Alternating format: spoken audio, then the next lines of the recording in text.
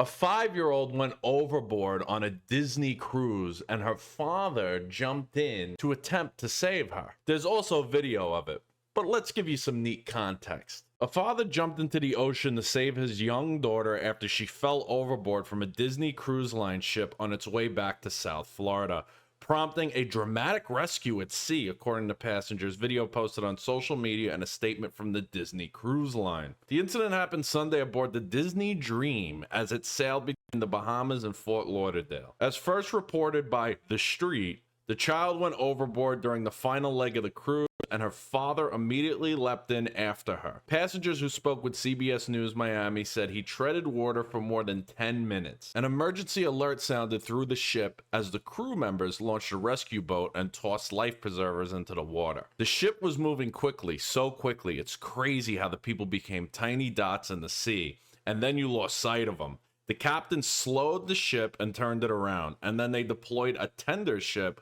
with people on it to go get them, and we saw them rescue the dad and daughter. So yeah, thankfully they both made it. But just for context, the odds are horrible. Did you know that people who go overboard on cruise ships have an 85% death rate? A lot of them are drunk, they go overboard at night, you can't fucking find them. By the time it gets to the captain, they start turning the ship around, they're miles away from the people. You got some of these people jumping into shark-infested waters. You had that one guy who jumped in purposely, the college kid, never saw him again. But here's what I want to know. You're on a Disney cruise.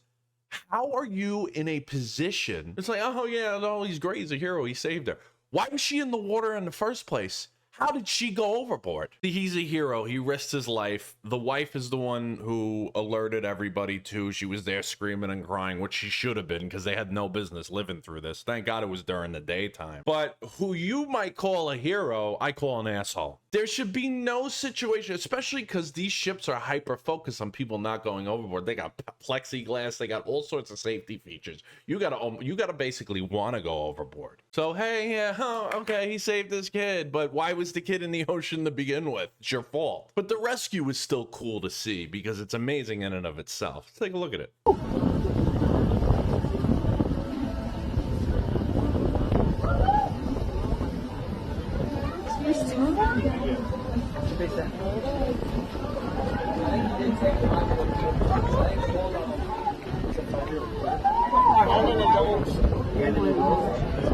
Oh my gosh, back up.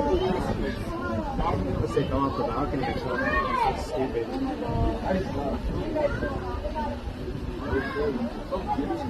Some worker told us they get her together, but I don't see it. But the mom wants to do is going to get to the next one way back there. We turned around. Turned it.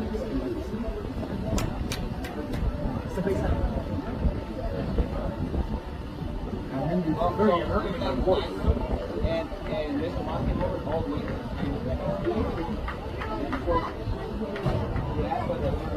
He said that it's so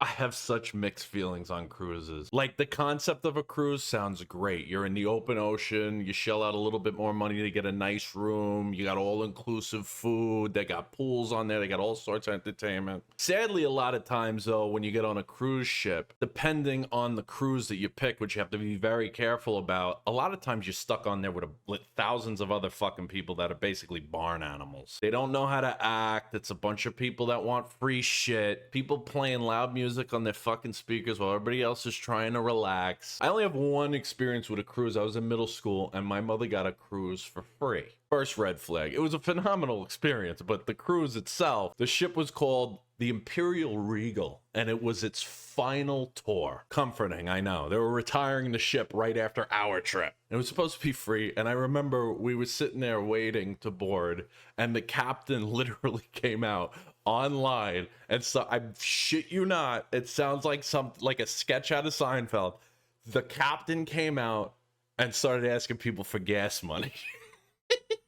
It was a fun experience because I got a lot of stories out of it, but needless to say, I never set foot on a cruise ship ever again since that. I'm open to doing it, but I got to do a lot. I mean, you see these videos of these fucking people jumping up and down and partying and all this shit. They take over the cruise ship. It's so unenjoyable for everybody else. I know Carnival has a horrible reputation for that. You'll never see me on that ship. So if you're gonna do it, shell out the extra money and do the research, because you're a prisoner there. Not only that, I'm not crazy about being on a vacation where if I get sick or extremely injured, although I understand the concept of not doing this, because every time somebody gets sick or injured, they can't turn the ship around for one person.